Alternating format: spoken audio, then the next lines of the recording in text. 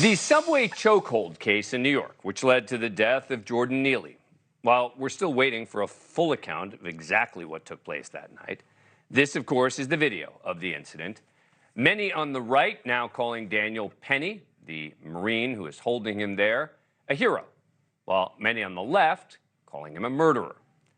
I've said that I appreciate how he stepped up.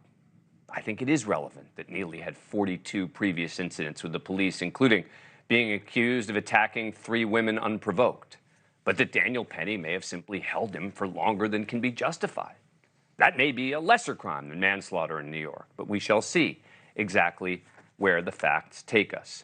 Joined again by Rick Leventhal, former Fox News correspondent, Morgan Harper, former Ohio Democratic Senate candidate, and Joe Pinion, former New York U.S. Senate candidate, a GOP strategist as well. Rick, what do you make of this one? Well, first of all, I've spent a lot of time with U.S. Marines in Iraq and Afghanistan. There's nobody who I'd want to have my back more than a former Marine. And I've also been on the subway when there was a, I would say, semi-deranged person harassing me and my wife, and we went car to car to car, and the guy kept following us. And, of course, nobody was stepping up to try and end that situation. That said, he clearly held on too long. There could have been another way to restrain that individual. He could have ended the chokehold sooner. He obviously should have let the guy go, maybe pinned him on the ground with his arm behind his back. He did what he thought he needed to do at the time. We don't know all of the things that this guy was doing that led to that moment. I respect the fact that he stepped up.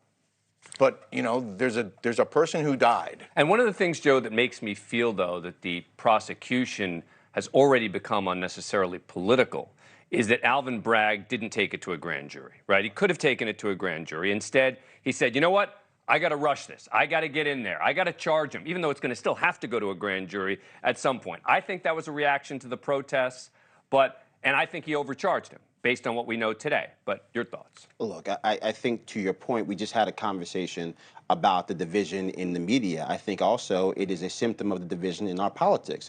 And we have members of Congress standing up and saying that we just had a lynching on a New York City subway. I think that does the entire situation a great disservice. I think that we can recognize the legacy of race in this country, also recognize the racial realities of this case, and also simply say, to your point, that this was a young man that clearly was failed by the system many, many times before he ever stepped on this subway car. He had those previous incidents. And I think in the case of this Marine that stepped into that void as a result of the deterioration of law and order in the city of New York, I think that we can sympathize knowing so many times we walk past homeless people without stopping, wondering whether they're alive or dead. So many times we've seen people are acting erratically on those subway cars on YouTube and wondered if that was somebody I loved, I would hope that somebody would intervene. Well, what if he didn't do anything and that guy actually went after somebody and hurt or killed someone else? And then we'd be having a conversation saying nobody stepped up. Yeah, why didn't this Marine step up? So, but the fact is, and again, we have to wait to see what all the facts are and are revealed, is that we have no evidence that he was moving to harm anyone in particular in that moment. And so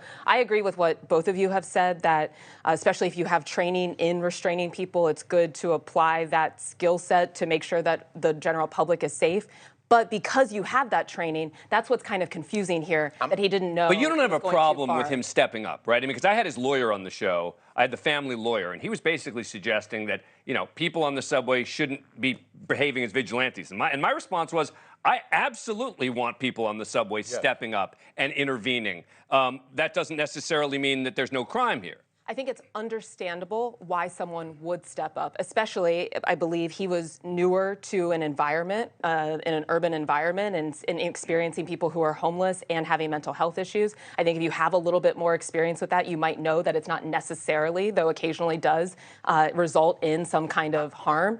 And the main thing, though, is that if he has that training, then he should have known when he was holding on for too long. That I agree with, but if he stepped up the way he did, I got to believe there was something that made him do that to take him to that level to restrain this guy. Look, I think he had to have been prompted by something really significant. I think that's part of it, right? I think there are people like yourself who are willing to give this Marine the benefit of the doubt, someone who has raised their hand to die on our behalf, on behalf of a grateful nation. And there are people who see the other side. I think it is reasonable reasonable to ask the question if the length of time that the hold was in place was too long. I also think it is unreasonable to think that we should live in a society where we should kind of laissez-faire, just say people are going to do what they're going to do, and whenever that interaction is done, we hope no one's dead. There's a young man who is dead here, and we should remember that throughout this conversation. And that's why all of the very specifics of the facts are going to matter here. Thank you for watching.